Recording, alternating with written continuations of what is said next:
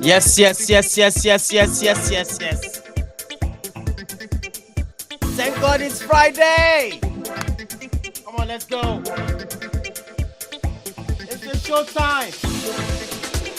Yes, I'm back in the studio right now.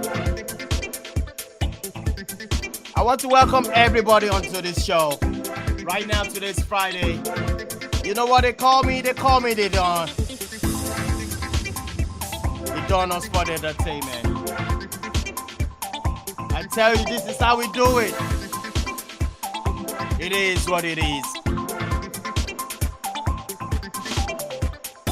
Welcoming everybody to the show, wherever you're watching from. If you're watching this for the first time, let me tell you what to do. Please subscribe. Subscribe to the channel, you know what I'm talking about. Subscribe, like the video, and also share. It's good in sharing.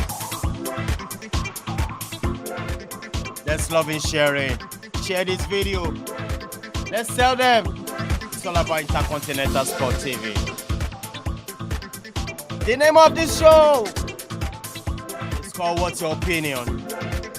You know what is going on now in EPL, English Premiership? That's the focus for today. The fixtures is out.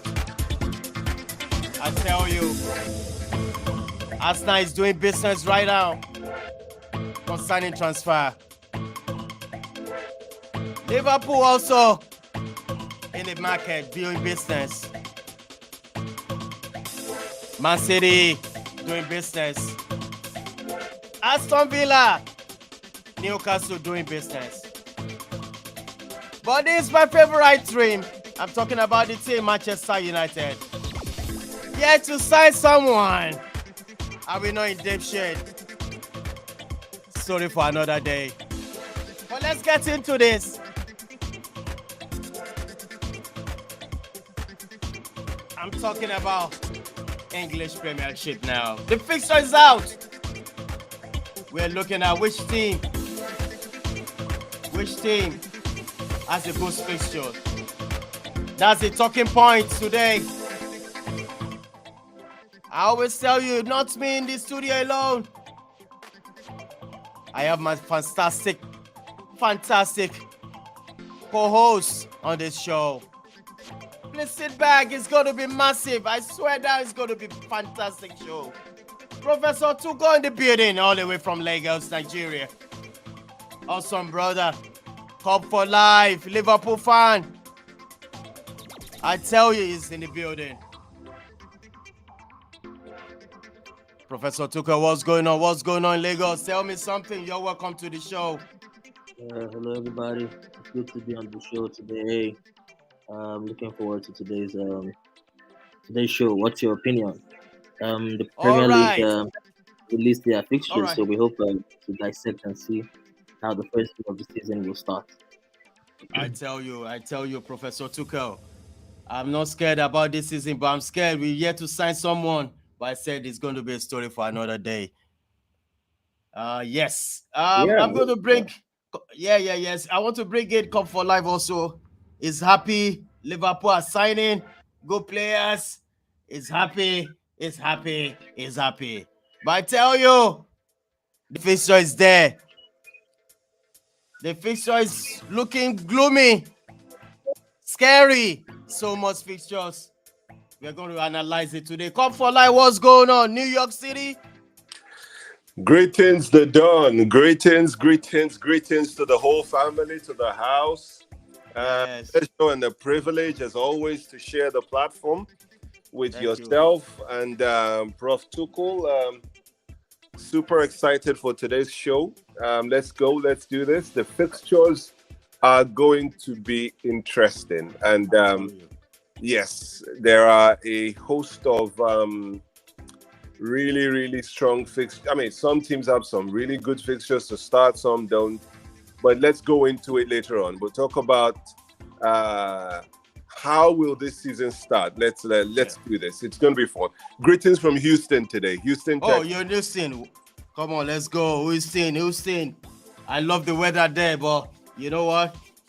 It's just like as if you're in Nigeria. I love it. Yes, it's very, it's scary. It is so hot. scary. So hot. All right, you're welcome to the show, Professor Tuchel and Cup for Live.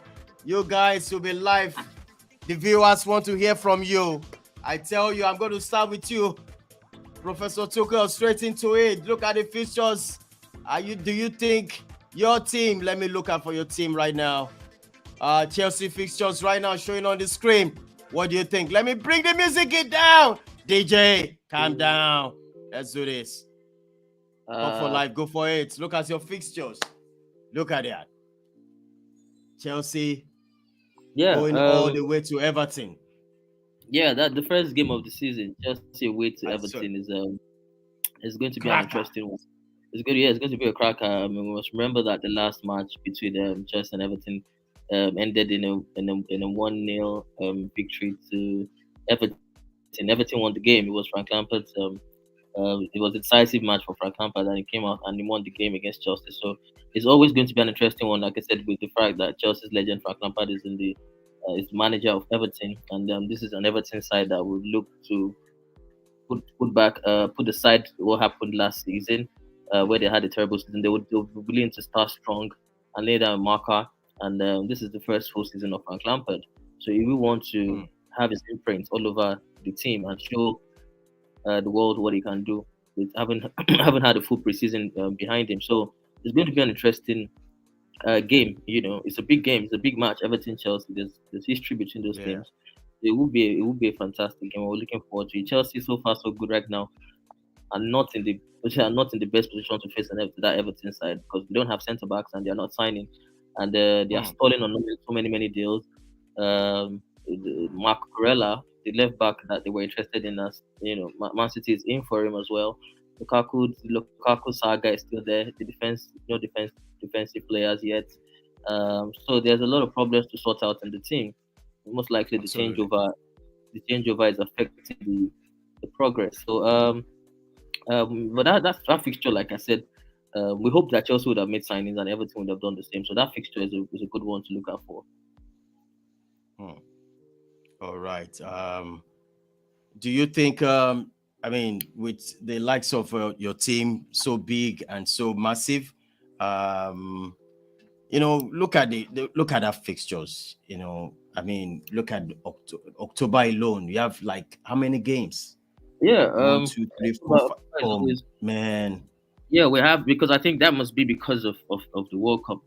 The World Cup. So there's a fixture congestion in October, and that would be sometimes the title, people feel the title is won and lost towards the end of the season, but it doesn't necessarily mean that it could be won, and the game, it could be won in October, because it depends on how well you can react to those very tightly congested fixtures, with little or no breathing space between them.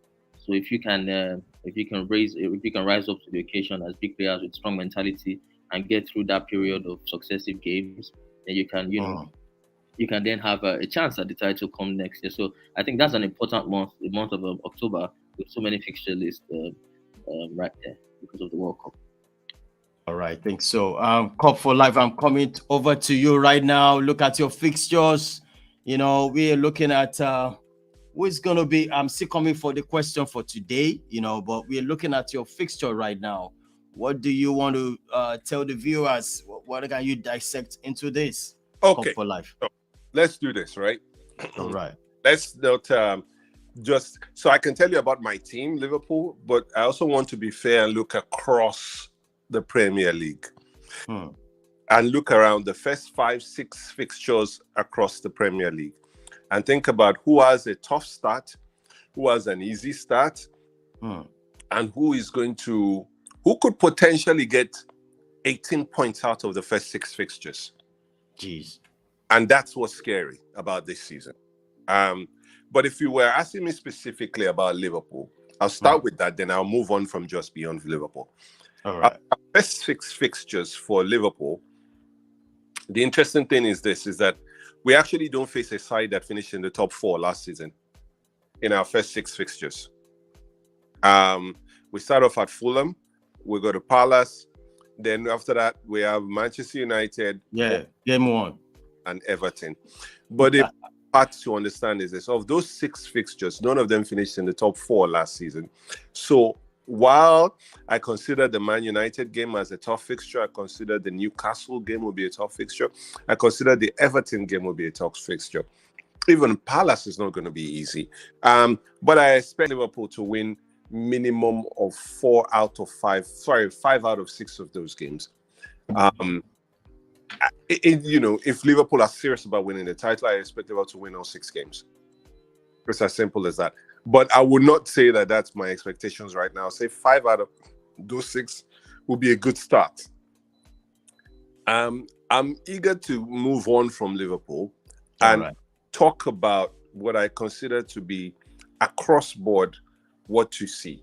So for me, when you think about this, you start to look at matches. So, if you look at Arsenal, for example, Arsenal have their first fixtures at the start of this season, and of the first 6 fixtures, not one of them are a side that finished in the top 4 last season. Of all of those, the highest ranked team they play is Manchester United, who finished the league 5th. So if you think about it, it's, Arsenal have a fantastic opportunity to rack up some points early on. So that's a good opportunity. That's a good option for them. I don't expect them to take full marks in all of, take all the points in all those games, but I think they'll be interested. If you look at it again and you go to if you start thinking about the teams who finished in the top 4, let's go to Tottenham. Tottenham have... let me try and put it up. Tottenham have Chelsea in the top 5 games. So, Chelsea are going to be their second fixture. Aside from the Chelsea game,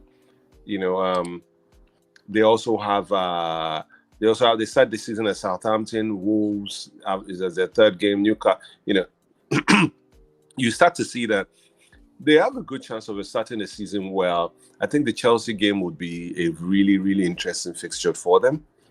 And then if you look at Chelsea as well, the Chelsea's top 6 fixtures are really good fixtures as well. Chelsea have done very well. I would say that Chelsea's top 6 fixtures as well.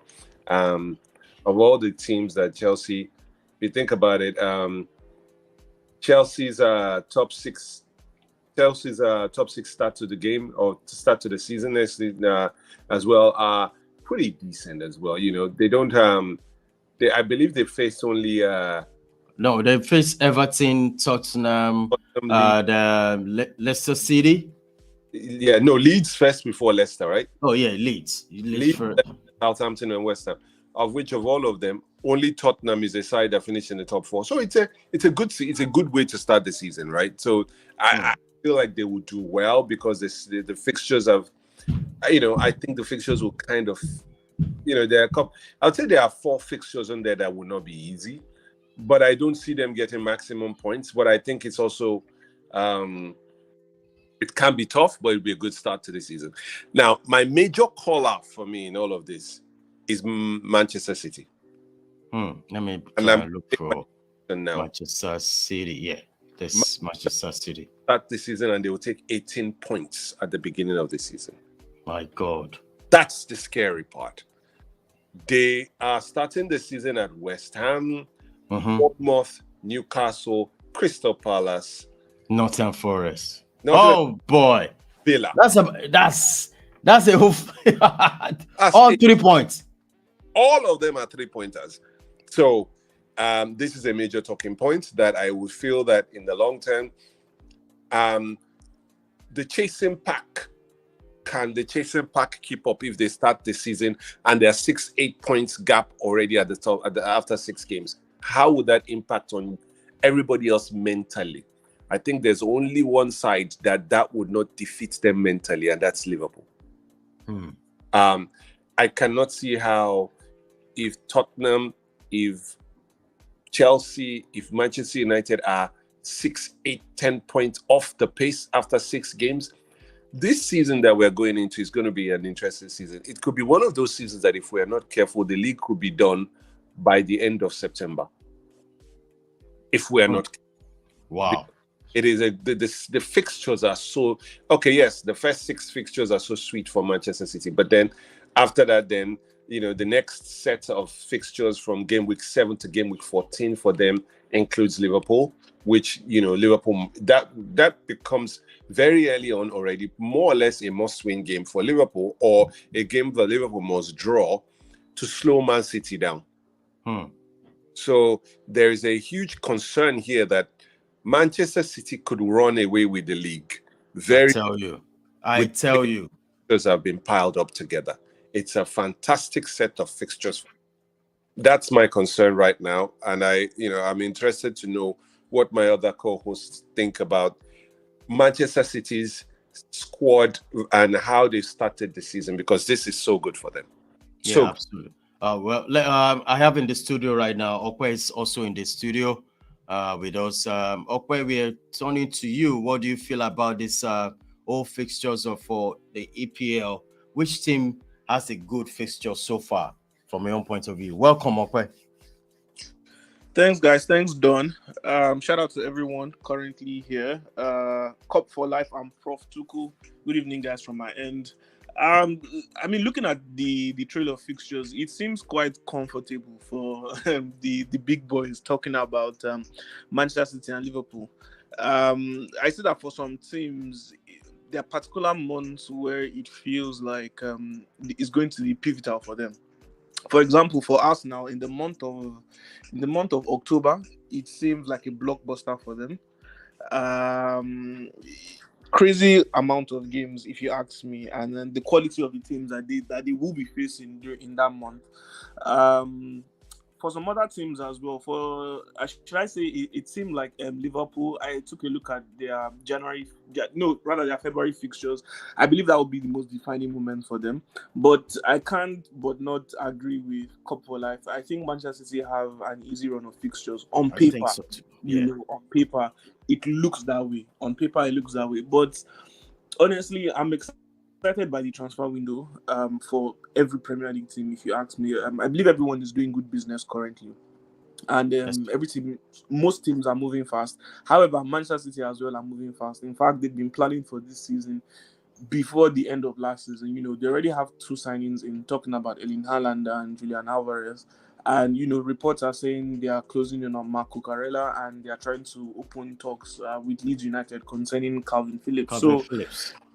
Exactly. So they're going to be obviously more dangerous. They'll be more compact as usual. And once again, they're not going to lack quality in any part of the pitch. So, look, it's very possible. You won't call anyone a madman right now if they predict and say that Manchester City are going to probably win the league by November. But, this is the game of football. This is the Premier League. And there's a reason why it's the most exciting and most competitive league in the world, because it is highly unpredictable. You never really know how it's going to go, really. 2 days ago on the show, I was saying I'm probably not going to put on an Arsenal jersey again till they make a quality signing. And today I have an Arsenal jersey on. So, I'm encouraged by the first signing, the first quality signing, I'll say, in Fabio Vieira. Although he's not well established in global football, but then from the starts I've seen, I'm quite impressed. Played 55 games for Porto, and then at the end of last season, he registered 14 assists for them. So that says a lot for me in terms of how Arteta is trying to bolster up his attacking options. And then we've got the likes of Tielemans and Gabriel Jesus, and maybe possibly Rafinha, and maybe a left back in Aaron Hickey coming through the door. So let's just see how it's going to be. Aston Villa have bolstered their squad. They've got Kamara, they've got Diego Carlos. Newcastle are making signings as well. Even Nottingham Forest making a big move by going for Dean Henderson. So the Premier League is going to be competitive. So I don't think we should for now place so much emphasis on the fixture list and the impact it could have on the title race, because when the season starts, there will be injuries, right? There will be suspensions. Let's not forget that we're going to have an unlikely break in December, obviously because of the World Cup in Qatar. For the first time ever, we're going to be having a World Cup mid-season. This is going to have an impact on the league as a whole, because how are the key players going to come back from the World Cup? What state are they going to be in terms of fitness, in terms of morale? How is it going to be for them? It's almost like, when during the season AFCON goes on and then you have critical African players, going to play for their country. So it's not going to be easy. I believe it's going to be extremely difficult. This is going to be extremely difficult. And what is going to win the league for any team is going to be consistency. That's just the word, consistency, and maybe a bit of luck. But I believe consistency is going to go a hard way for any team to clinch the title. So yeah, those are my thoughts on the fixture list. All right, Professor Tuchel, coming over to you. Is there anything you want to add to this fixtures of a thing like Yeah, looking like your club? yeah. Okay, please go ahead, Just like please. as I said, I think it's going to be a strange season, but it's one I think can be decided with the squad depth. So I think every team has to have depth because we expect the best of the best players to be starting in these World Cup matches. And the great players are going to get to the latter stages of the game. They could be injured. So I think it's a season where you have to be very rich on the bench. And yes, we're having 5 substitutions. We're having 5 subs next season, and that will help a lot. But still, you have to bring on quality from the bench. So I think it's a season where you have to have more. As much as you have quality, you must have quantity as well. So quality players to bring in from the bench. Yeah, that's what I want to add from it. But it's going to be a strange season, like I said.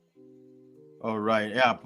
Cup for life. One more thing, something just crop up in my mind right now. I just want to ask you. For example, in EPL right now, we can see that it's more competitive than any other league in the world. Is it not going to so much have an impact on Premiership rather than La Liga or any other Bundesliga? What do you think is going to happen Well, to?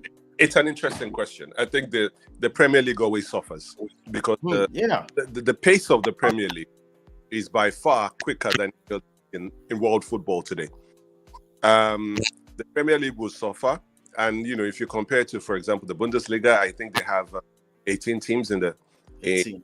in the league, whereas we're about 20 teams in the Premier League.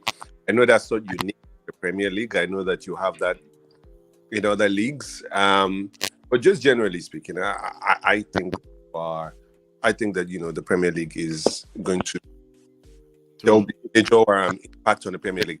But I also want to say that with regards to Okwe's point, I seriously believe that the fixtures will play a huge part this season.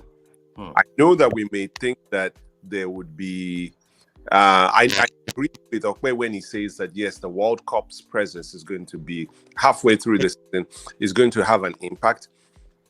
But I also believe that fixtures will also play a huge part as well. There's nothing better than points on the board.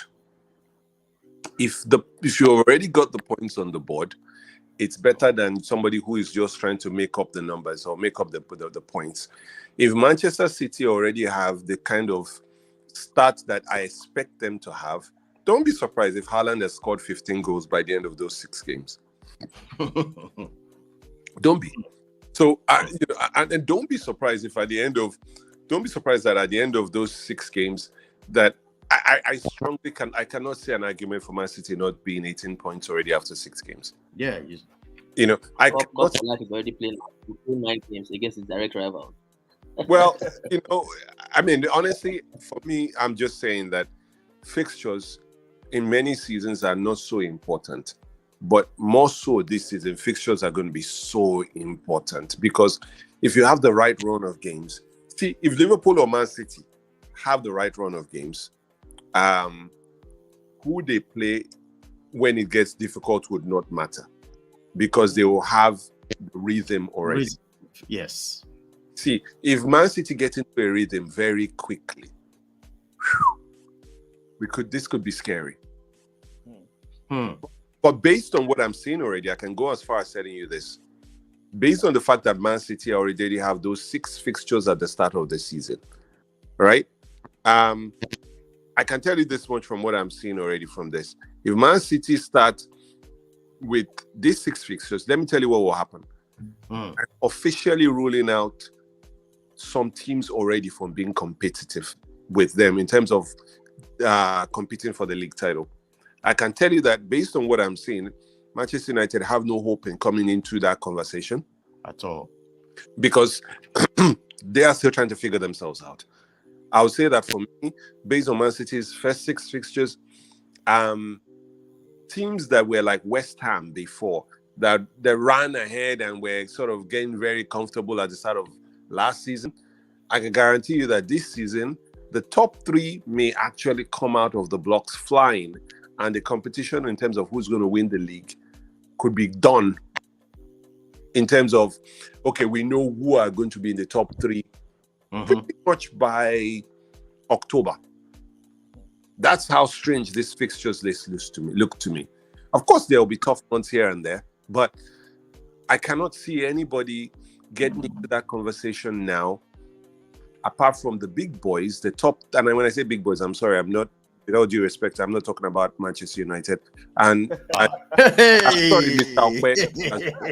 Mr. Okwe, I also I'm not stranger to that. Don't worry. Hold on, wait. I'm disappointed. So when I said big boys, I'm Mr. Okwe, I know you are donning your jersey today, and I will be very also add what's his name, Gabi Jesus. But for me, until I would say Man City, Liverpool, and Chelsea, and then I'll add Man City, Liverpool, Chelsea, and I'll add Tottenham.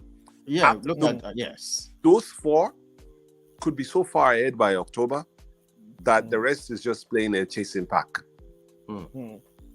But anyway, to not sort of go over the same points over and over again, I honestly think Man City have an amazing set of fixtures. It just lines up so beautifully for them to claim the title by February.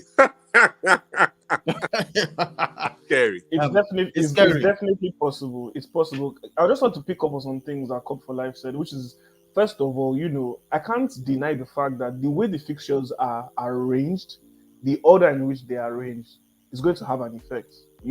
Earlier I was of the opinion that maybe we shouldn't say right now because there could be other factors that can come in.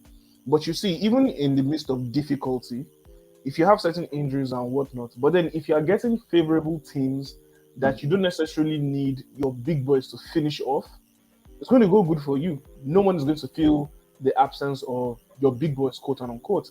And then for a team like Manchester City, every player is a big boy. Every player who comes onto the pitch and dons a Manchester City jersey has the ability to win a game for them, has the ability to turn the game around individually on their own. So, I mean, immersing all the things that Cup for Life said and coming to this realization, I'm scared. Honestly, I'm scared, and I feel like definitely the league could be tied up sooner than we think it's going to be. That's a very, very strange realization. One. Number two is the fact that if I want to think like the odd man out, if I want to be the protagonist, I cannot deny the fact that, or I cannot overlook the fact that maybe the big boys did have an influence into the fixture list and the way the fixtures were piled up. I'll give you an example. This is the third season in a row that Arsenal is starting the league on a Friday, and on paper, preferably, you said that they are facing off against should I say a comfortable team. Last season it was Brentford, although they lost, that's down to them. And then this season they're facing Crystal Palace, And then you take a look at the type of fixtures for both Liverpool, Chelsea, and Manchester City in August. And then you then begin to wonder. So the points that Cup for Life give then begin to make more sense to you, and it's apparent to you. So I mean, as a pundit, it'll be very difficult not to ignore the fact that maybe the big boys are doing what the big boys always do, which is to make an impact, in every league. And that just goes to further prove the fact that, maybe at the end of the day, Florentino Perez was right when he said that the Super League is not dead yet. And, you might never know. Super League might come back soon. Let me just leave it at that. All right. Thank you, Okwe. Straight up to Prof. Prof, is there anything you want to add to it about these fixtures coming up, piling up this season? I think it's going to be a different season entirely. Look at the fixtures, and in between, there's going to be World Cup in between it. I mean, I think it's only 1 week. There's no break after the World Cup. Straight to action again at the EPL. I think so. I think after the World Cup, I think there's a week break or something. But I think after the World Cup, with all they all arrive for the Boxing Day match. If I'm right, I think they all come for the Boxing Boxing Day. Day fixtures. I think Boxing Day fixture is the next one after the World Cup. If I could see the fixtures again, but I think So I mean, they pretty much said everything. Play and Cup for life. They pretty much said everything that is going to be involved in this early part of Man United play Nottingham Forest that first match, which is on Boxing Day. Sorry, So I think that's the first match after the World Cup. So it's going to be a very, very tight. That'll be. I'm telling you. Season. But I really don't see. I don't see the two teams, Liverpool and Man City, running away with the league. To be honest, this season, I feel like it'll be much more competitive. For me, I'm looking at Spurs, giving them a very close marking, and if Tuchel does good business as well, he could have a say in it. So for me, I don't want to, because we don't want it to continue to be a Liverpool and Man City duel again this season. Getting a little bit boring. We should have like an outsider challenging. So maybe Spurs might be that person might be the joker. So yeah, we keep up for Antonio Conte's side, doing business very early. The man is enjoying himself. He's out there on holiday. He's looking like ready to fire next season, Antonio Conte. So I'm really backing him up. One of my favorite managers of all time. Gives out his heart on the pitch. So with managers like wait. Who's the manager of all time? That's one of my favorites, Antonio Conte. Oh. All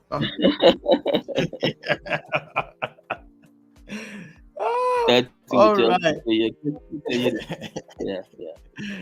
All right. Thank you so much, Prof. Over to you, Cup for Life. Do you think FIFA? They are the one. The governing body of football.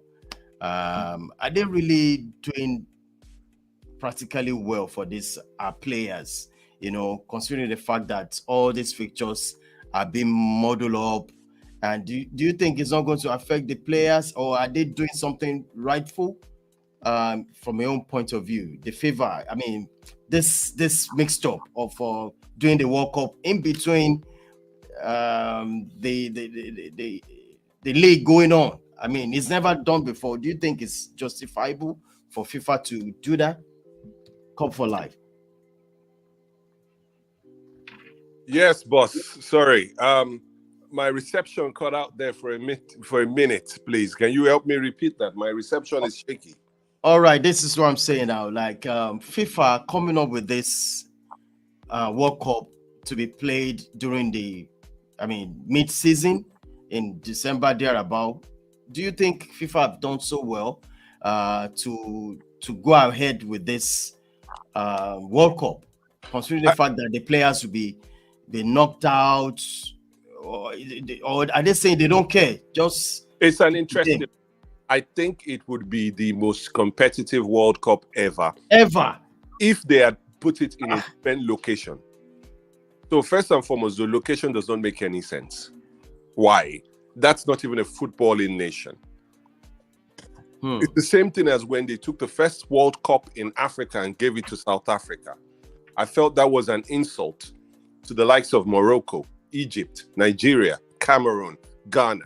Proper football. When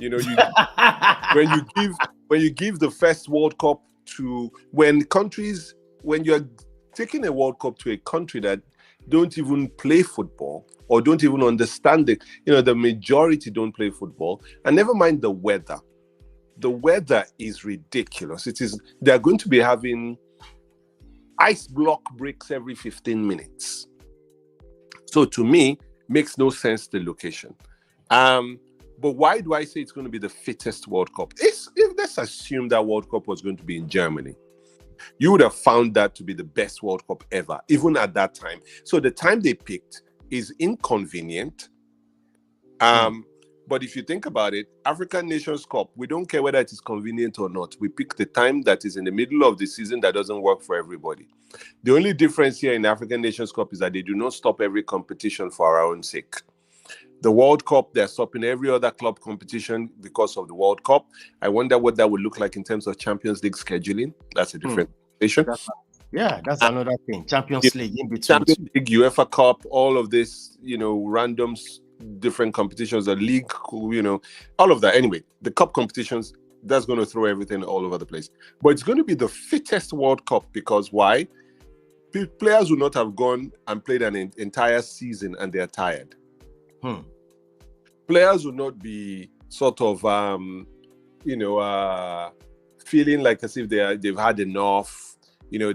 Some players have had a season where, you're talking about players that they've now finally found their rhythm.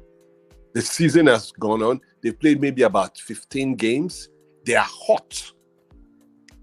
If the location was better, this would have been the fittest World Cup you would ever have seen. And truly, the best side would win this competition. Only that I think the weather is also going to have an impact. But overall, my feeling is that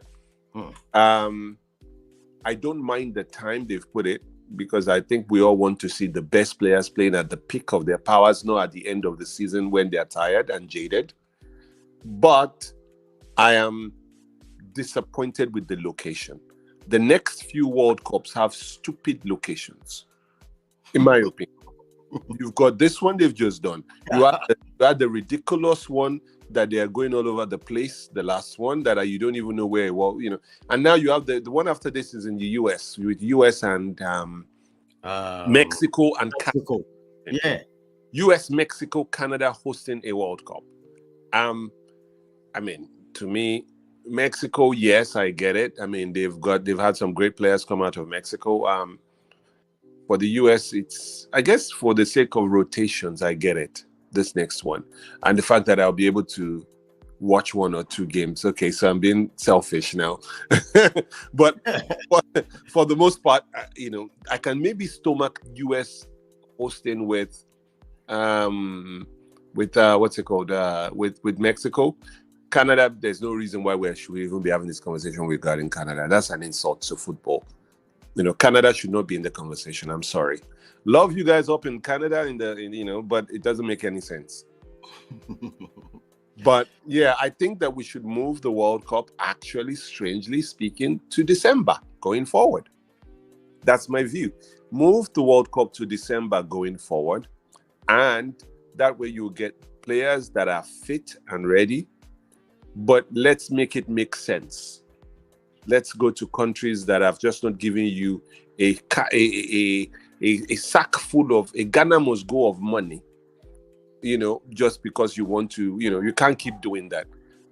This next World Cup makes no sense. The location. That's my view. All right. Now, Okwe, there's something that I want to discuss with you about this fixtures right now, which I want the viewer to look at it. For example, I think for me, or what do you think about this? After this, all the players they're all back from the World Cup. Are you listening to me?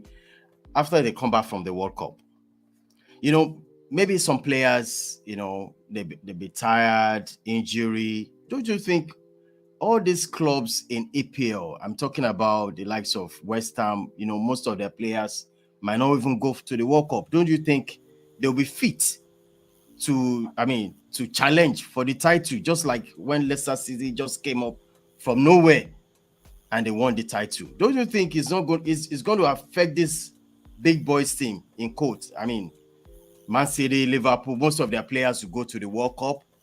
Do you think after the second, I'm talking about starting from December, clear to the end, because most of these players, they're still going to play Champions League.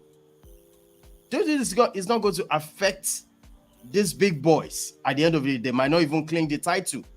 They might be thinking, what do you think?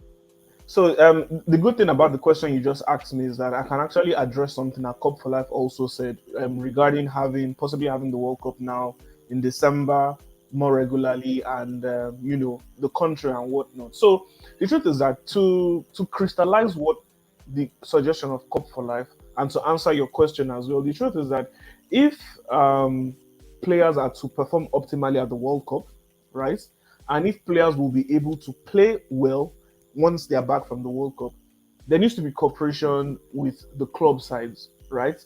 For the big players, they need to know how to have a good rapport with their manager to let them know that, look, boss, I don't need to play 3 games consistently. or I don't need to play 90 minutes of football for 3 games in the space of 7 days. I'm thinking about the World Cup. I'm thinking about my fitness. I want to play well for my country at the end of the day. So, in terms of saying players are going to be in tip-top form for the World Cup in December, I don't think that's 100% accurate because some players do take time to kick into form in the season. So it depends. And then especially what if a player has not been getting a good run of games with his club before the World Cup? You don't just expect the player to just hit the ground running all of a sudden. It doesn't work with every player. So, but then to be more precise in answering your question in what happens to the Premier League when it does resume. Back. Yeah. So to be honest, the truth is that the managers, Klopp, Guardiola, Arteta, Conte, they'll be hoping that their key players actually exit the World Cup earlier. That's just the truth. They'll be hoping that these players exit the World Cup early, come back to England, rest, do a bit of mid-season preparation or mid-season warm-up before they then return before they then resume for the Boxing Day fixtures. That's just the truth. Because it's going to be difficult for the big teams in England because even their first and second teams have so much quality that all these players are going to be involved in the World Cup. So even the fact that, just like what Professor Tuku said, despite a team probably having both quality and quantity in depth, once the World Cup has affected that team, it's not going to happen. It's not going to make much of a difference because the two sets of players or the team A and team B for a particular club has been involved in the World Cup. So nobody is actually coming back in 100% tip-top form and 100% fitness. So it's going to be a problem. So, but then again, will the other small teams have the opportunity? Will they be able to take advantage of it? Yeah. It really depends. It depends on their fixture list and it depends on how they're able to take advantage of the fixture that they have. So if the big boys are affected, so my own version of the big boys, I'll be talking about City, Liverpool, Manchester United, Chelsea, yeah, Spurs. Manchester United. I'll end there. I will end there.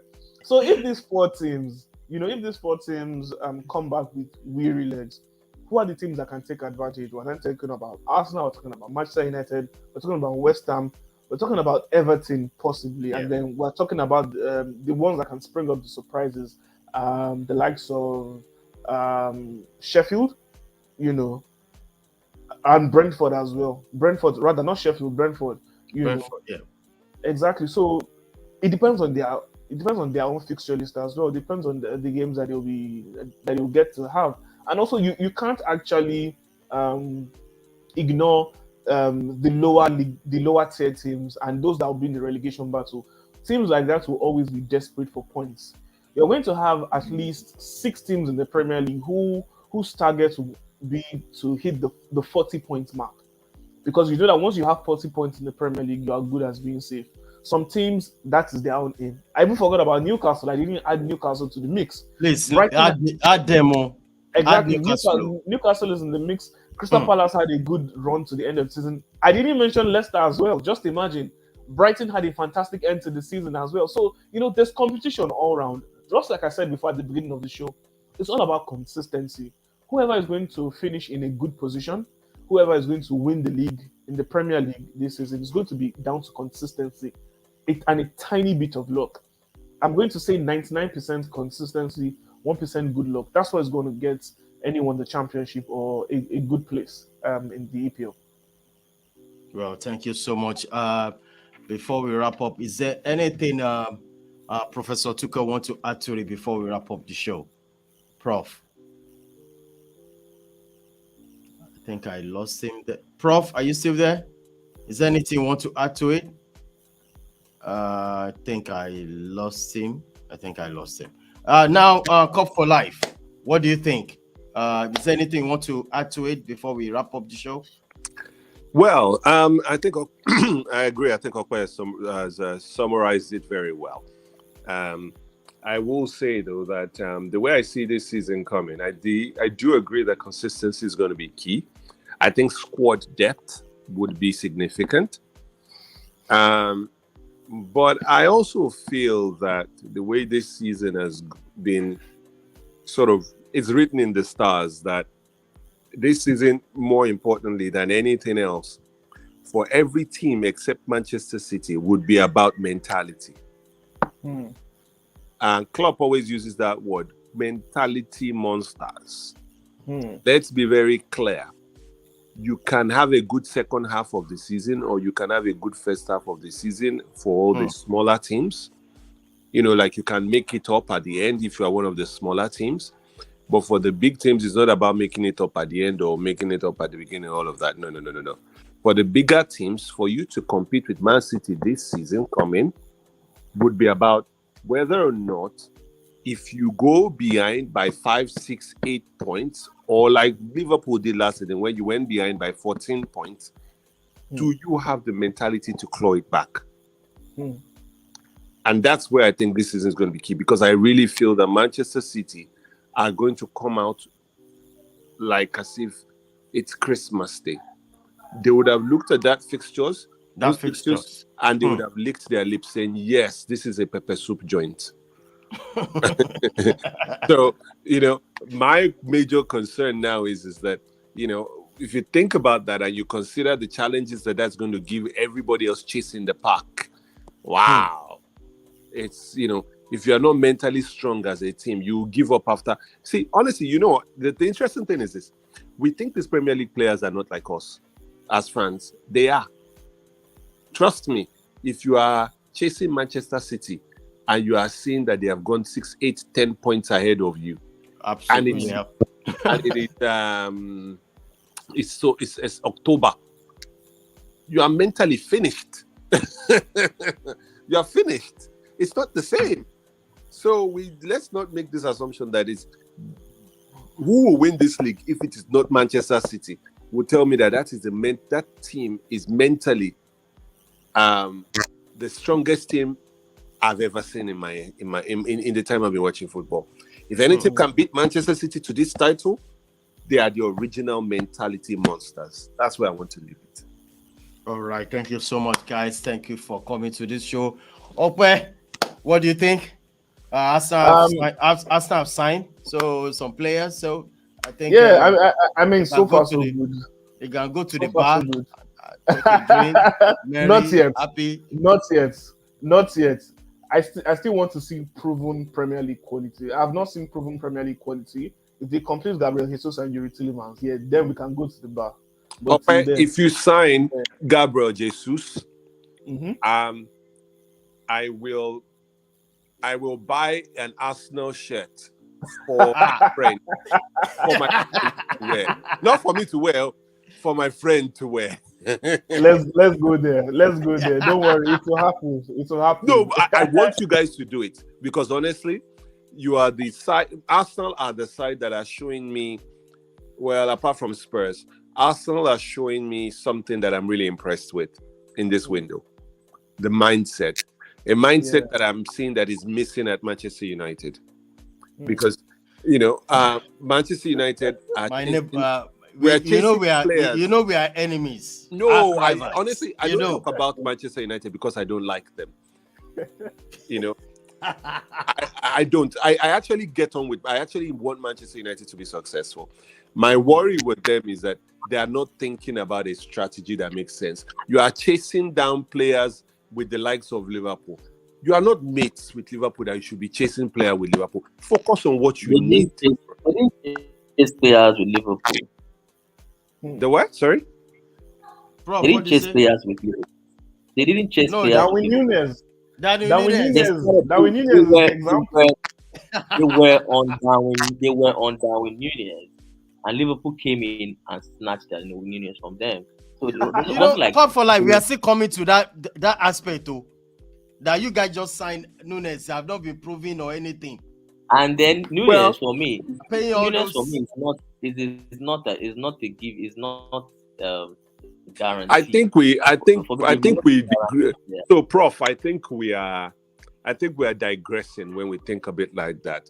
Let's forget about whether or not Núñez is the real deal or not. The question is this: for a club like Manchester United, is the strategy towards signing players correct or not? For me, that's the problem. 25 million for Yves Bissouma today is a classic example. That's the kind of player that Manchester United don't have and need. You know, if you think about it, for example, now, looking at De Jong. You're looking at De Jong. De Jong that's a difficult deal. But that doesn't make any sense that they're looking at De Jong. It's based on circumstances. It's not a touch and go deal. It's a deal based on circumstance. So it's still giving more points to what Cup for Life is saying. Manchester United seem to have no direction in this transfer window. I think they would. I think they would sign De Jong though, and for me that would be honestly they can sign De Jong, but the problem is this, right? What has De Jong showed that he's capable of?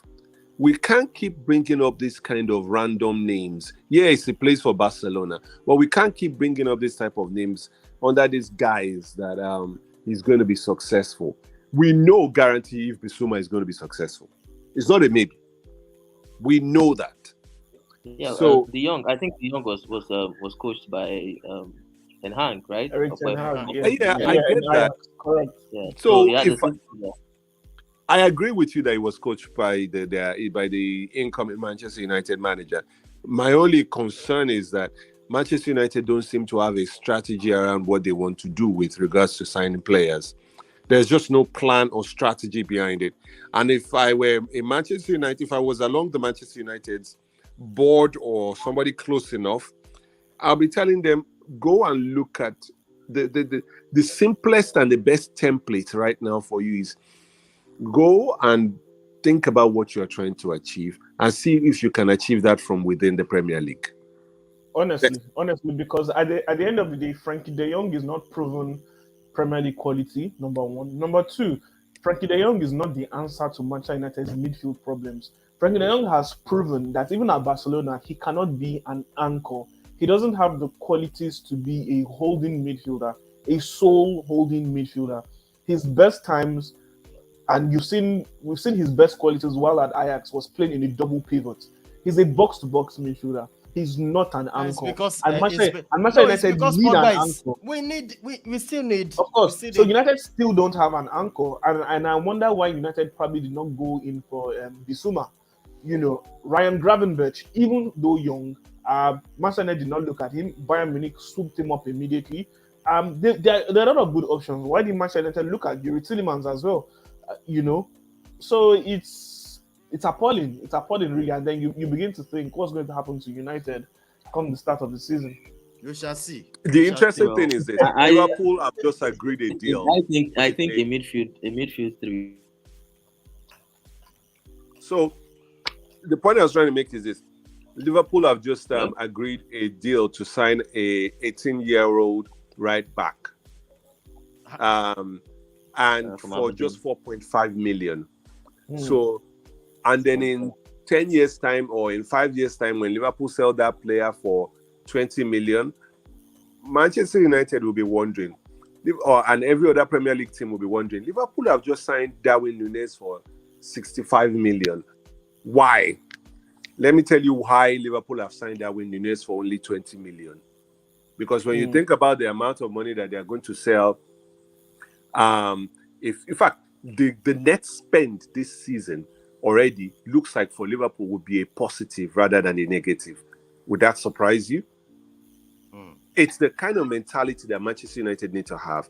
So if you think about it, Mane will go for about 40 million, right? Minamino that Liverpool signed for 7 million is being quoted to be going for 20 million, right? Liverpool continuously buy players. You know, Ox, again, will be going for about another maybe 20 million. If you start to think about it, we've already not spent anything already. Then when you think about, that means Liverpool have not spent anything when it comes to Darwin Núñez. It's a net spend of 0. That's the kind of mentality that Manchester United used to have. And Gary Neville said something recently, and it pissed off a lot of Manchester United fans. And he said Manchester United don't have a strategy when it comes to the market because right now we are not improving any player anymore. No player comes to Manchester United and leaves where we sell them for more than we actually paid for them. So if you don't have that strategy anymore, you are signing the likes of Paul Pogba and you are letting him go for free and he's threatening you people. After you offer him 300,000 pounds per week. But there's a lot of work to be done. But my overall view is this. I don't want to belabor the point. I do not see how Manchester United come anywhere close to the top 3 this season coming. I know. Yeah, That's a huge I think if statement. they That's a huge statement. That's a huge statement right there. Maybe well, 4th. I feel Man United will be better than that season. I think they will challenge. So you are a man. You are the man. Prof Tuku, please state it live on air. Where do you see Manchester United finishing? Fifth. Well, you just said they are in the Champions. You just said they are in the Champions League. I said they will challenge for the top 4, but they will finish 5th. That's not challenging. They will be 5th. Not they will challenge. I cannot see them outdoing Tottenham, Liverpool, Manchester City, and even Chelsea in my mind. All right, let's wrap up the show. Thank you so much about Manchester United.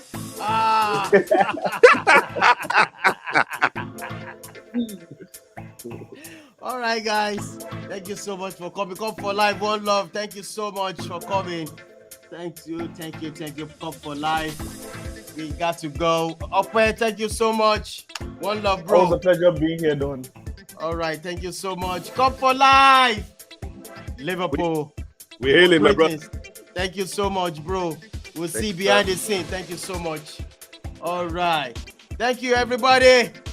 It is what it is. It's all about a show called What's Your Opinion? What's your opinion? I really enjoy myself today. It's Friday. Thank you, everybody that's joined us on this show. Please subscribe to the channel. Let's keep growing. Thank you so much. One love to everybody. Peace out. Enjoy the rest of the weekend. One love.